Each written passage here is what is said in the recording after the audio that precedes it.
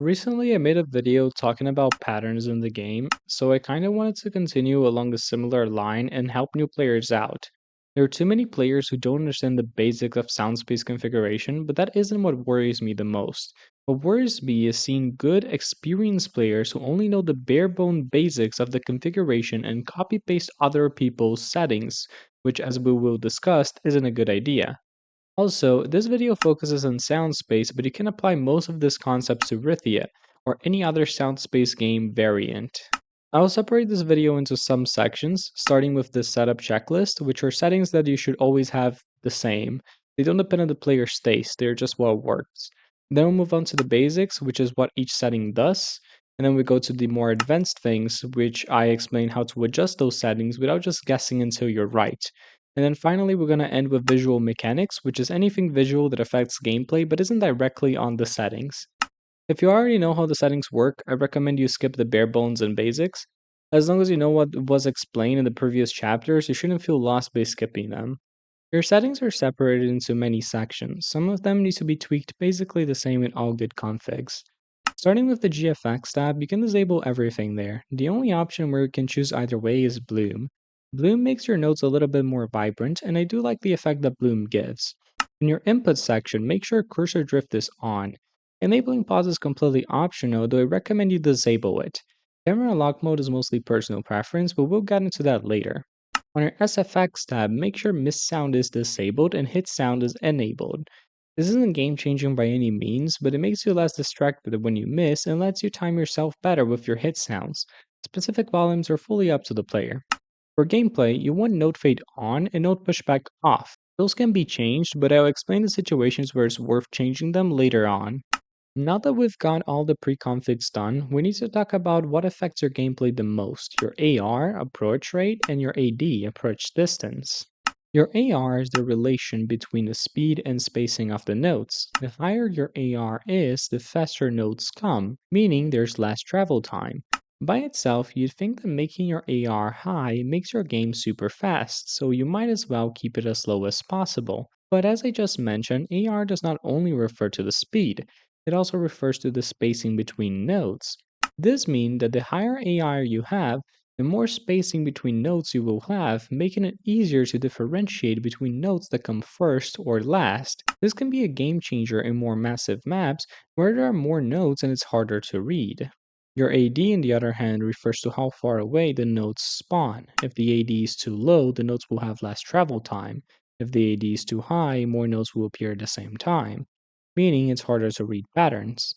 From this explanation, you can see that gameplay-wise, both AR and AD affect the screen time of your notes. By affecting the screen time, they make it easier or harder to read.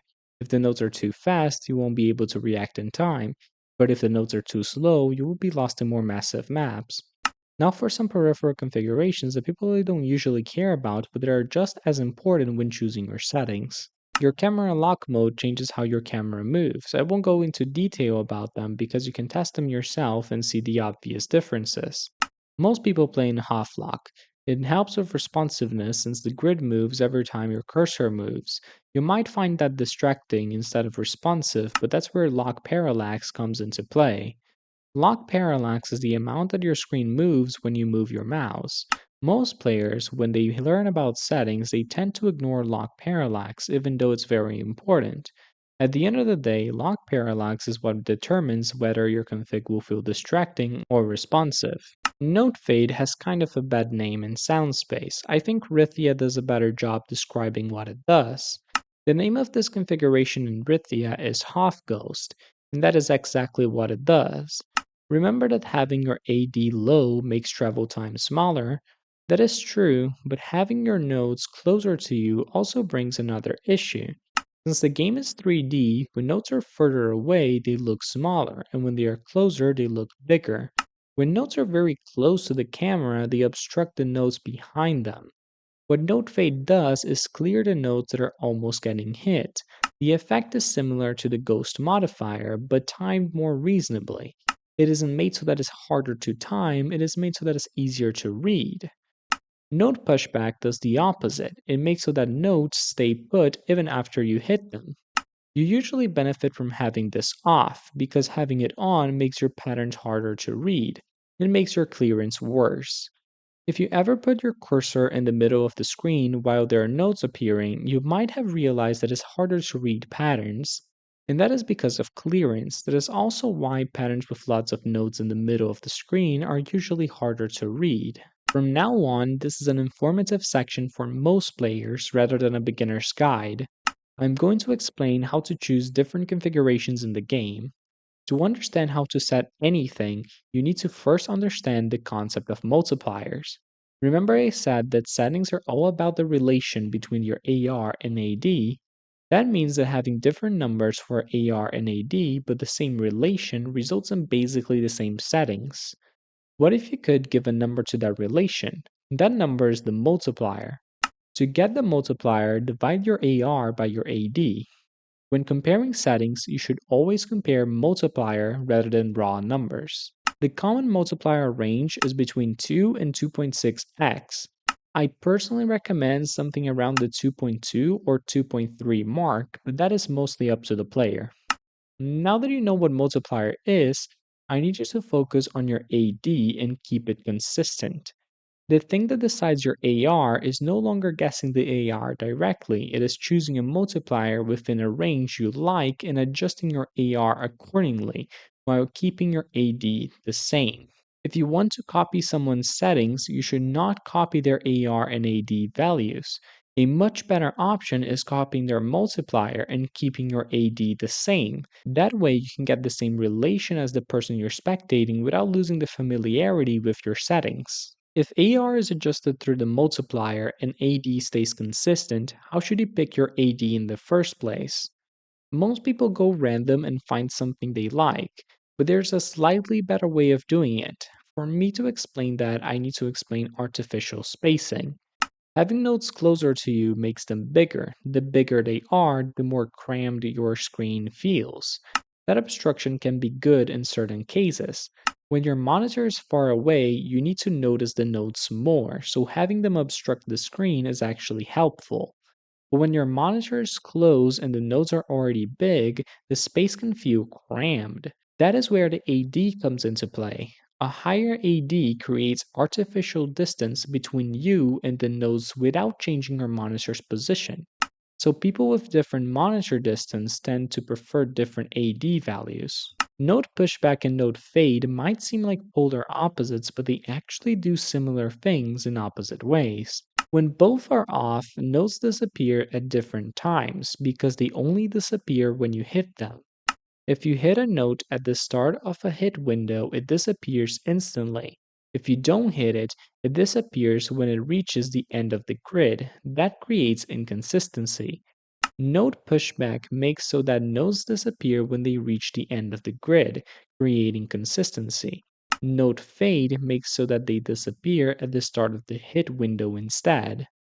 Because bigger nodes are easier to see up close, but they cause more obstruction, on smaller display like phones, using node pushback instead of node fade might be beneficial.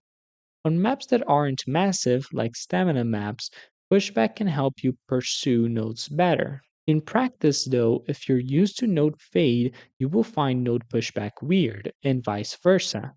In most situations, node fade is more advantageous. I'm recommending having it on and pushback off. Node pushback also makes it that nodes disappear slightly behind the grid, which is why you can use both pushback and fade at the same time. Since we're already talking about node fade, we might as well talk about fade in length. To explain how to choose it, I first need to explain AD gradients. AD gradients is how much you can distinguish between nodes that are closer or further away.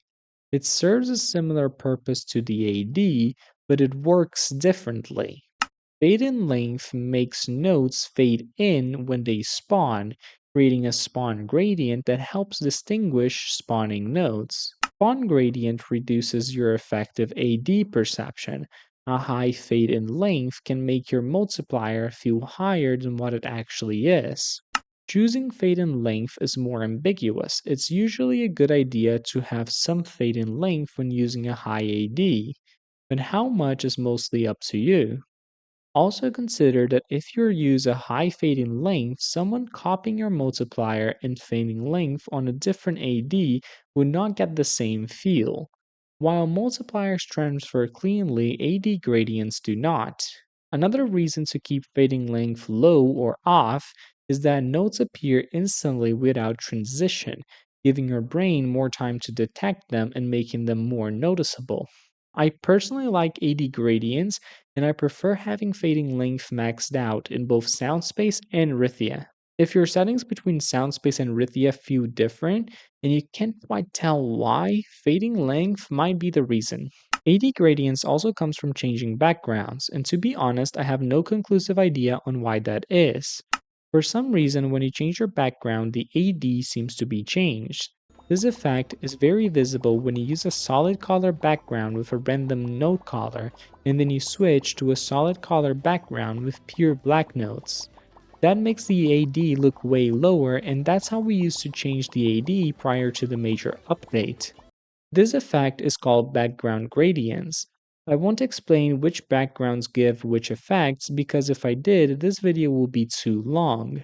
Just have it in mind that if you copy someone's settings but use a different background, you might see a different result. Now for some minor nitpick that I think it's cool but makes basically no difference, and that is how to pick note colors. I know most people just pick whatever color they like, and that is not only fine but also what I do. But I discovered an interesting thing about note colors, and that is that when you use one with only two colors and both of them are very distinct, that makes it so that your brain is further able to understand the exact order of the notes. There's a similar effect to when you use a color set with lots of colors. That makes you able to easily differ between the closer notes, meaning your brain processes color change into a sequence. But when you use a dual color mesh, your brain processes note depth by color change.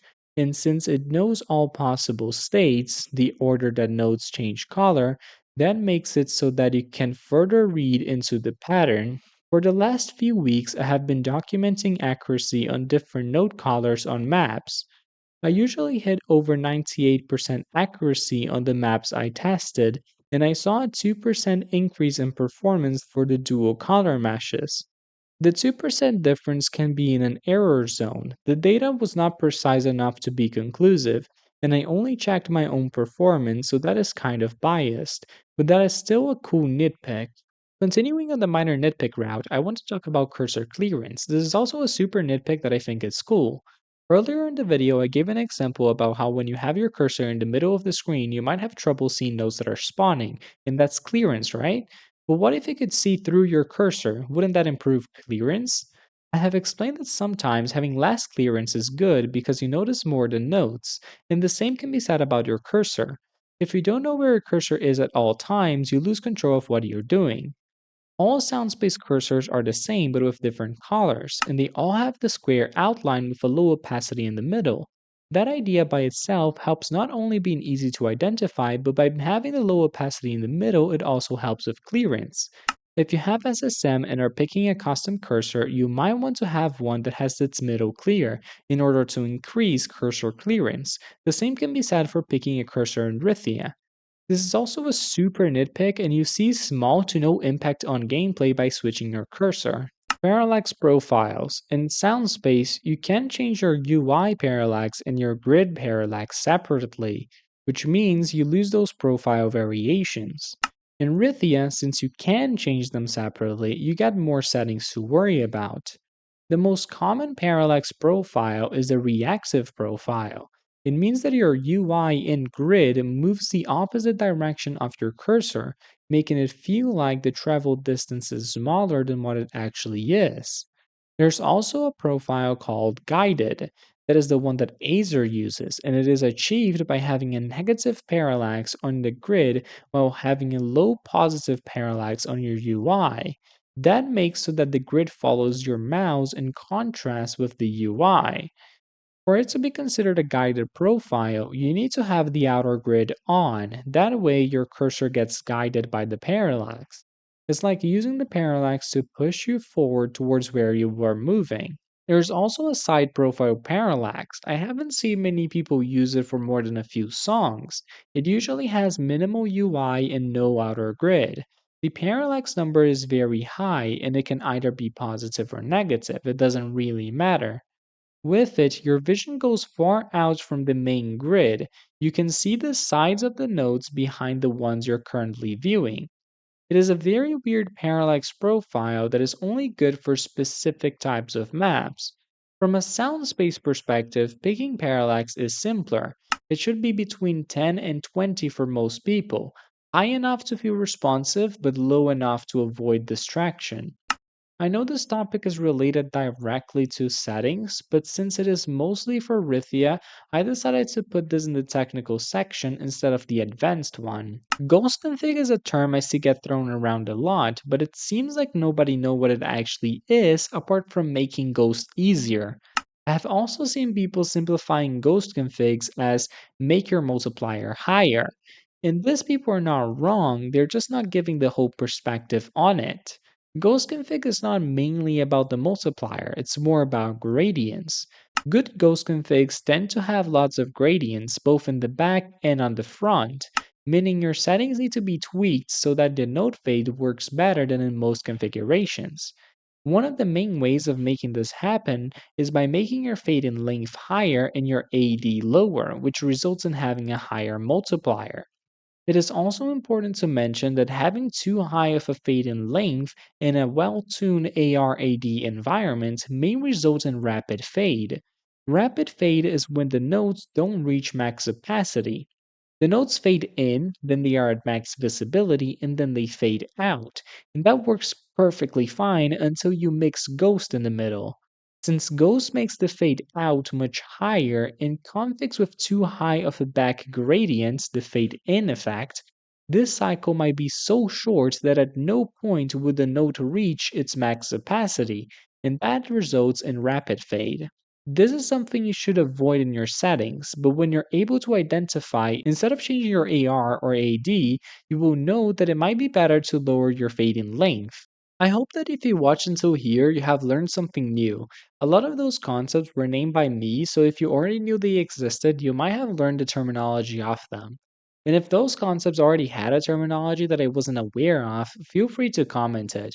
I'll probably be making some content about how AD gradients changes within some of the more common backgrounds, but since I didn't want to make this video an hour long, I have decided to keep it for the next one. Also, this video was thought out by me and my friend Norm, who helped me a ton both to explain and name the terminology. Things like cursor clearance and dual color mesh reading were nitpicks that she found, and I kinda tried to test it because I wasn't buying it. There's quite a bit of content regarding SoundSpace that I think could be made both to help beginners and more advanced players. I remember having the same idea of explaining settings a couple years ago, but I thought that there weren't enough players for it to be worth it. Which, to be fair, there were only around 10 players online back then, and it wasn't unusual to see less than that at non peak hours. But now there are over 500 active players, so I kinda want to fill the shoes I wish were filled once I got into the game. Anyway, that's pretty much it for today. If you liked the video, please consider liking and subscribing, as I'll try to upload one video a week now. I'm not really saying I will be successful, I'm just saying I will try. Huge thanks to Norm again for helping me on this video too, and I'll see you the next time.